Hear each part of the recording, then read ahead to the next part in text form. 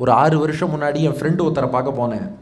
வாசலில் போய் கதவை தட்டினேன். ஒரு 5 நிமிஷம் ஆச்சு, கதவே திறக்கலை. உள்ளுக்குள்ளே கொலுசு சத்தம் மட்டும் கேட்டுகிட்டே இருந்தது, கதவை மட்டும் திறக்கலை.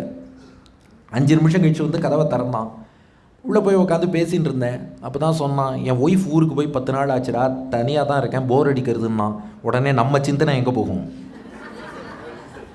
ஏன்னா 5 நிமிஷமாக கொலுசு சத்தம் கேட்டுது, ஒய்ஃப் ஊருக்கு போய் 10 நாள் ஆச்சுங்கிறியே அப்படின்னேன்.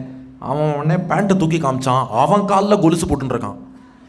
இது என்னடான்னு, இல்லை ஒய்ஃப் பக்கத்தில் இல்லையேன்னு வருத்தமாக இருக்குது, அதனால் அவள் கொலுசை நான் போட்டுட்டு அவளை போலவே நடந்து பார்த்தேன், அவள் பக்கத்தில் இருக்க ஃபீலிங் வந்ததுன்னா. அப்போ கிருஷ்ணனை பிரிஞ்ச வேதனை தணியணும்னா கிருஷ்ண லீலைகளை இவாளே எனாக்ட் பண்ணி காமிச்சா அந்த வேதனை தணிஞ்சுடுத்து. இப்போ கிருஷ்ணனை தேடுறா. பார்த்தா கிருஷ்ணனுடைய திருவடி சுவடுகள் தெரியறது.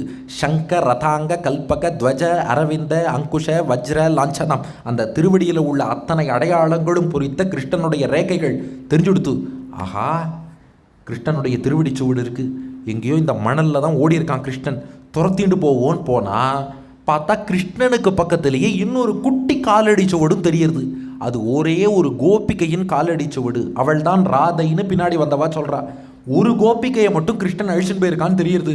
அவள் பார்த்தாளா, ஐயோ என்ன பாக்கியண்டி பண்ணியிருக்கா, ஒரு கோபிகையை கிருஷ்ணன் அழிச்சுன்னு போயிருக்கான், காலடி சுவடுகளை பின்பற்றிட்டே போகிறா. கொஞ்சம் தூரம் தள்ளி போனால் அந்த கோபிகை தலையில் கை வச்சுன்னு உட்காந்துருந்தாலும். இவள் பார்த்தா, ஏண்டி நீ கிருஷ்ணனோட போனேன்னு நாங்கள் நினச்சிட்டு இருந்தோம், நீ ஏண்டி இங்கே உட்காந்துருக்கேன்னா. அவள் சொன்னா, அது ஒரு பெரிய கதைன்னா. என்ன கதைன்னு கேட்டா. இவ சொன்னா, நீங்கள்லாம் கர்வம் கொண்டீர்கள், யாருக்குமே கிடைக்காத பாக்கியம் எங்களுக்கு கிடைச்சதுன்னு, அதனால் உங்களை விட்டுட்டோம். நான் மட்டும் கர்வமே கொள்ளலை, இதெல்லாம் கிருஷ்ணனுடைய அனுகிரகம்னு பணிவோடு நினச்சேன், அதனால் என்னை மட்டும் கூட வான்னு அழிச்சுன்னு போனான்.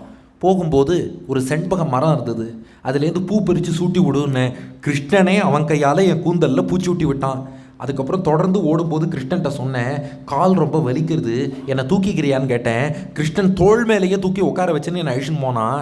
அப்போ தான் எனக்கு தோணித்து, எந்த கோபிக்கைக்காவது இந்த பாக்கியம் கிடச்சிதா? எனக்கெல்லவோ கிடச்சிது.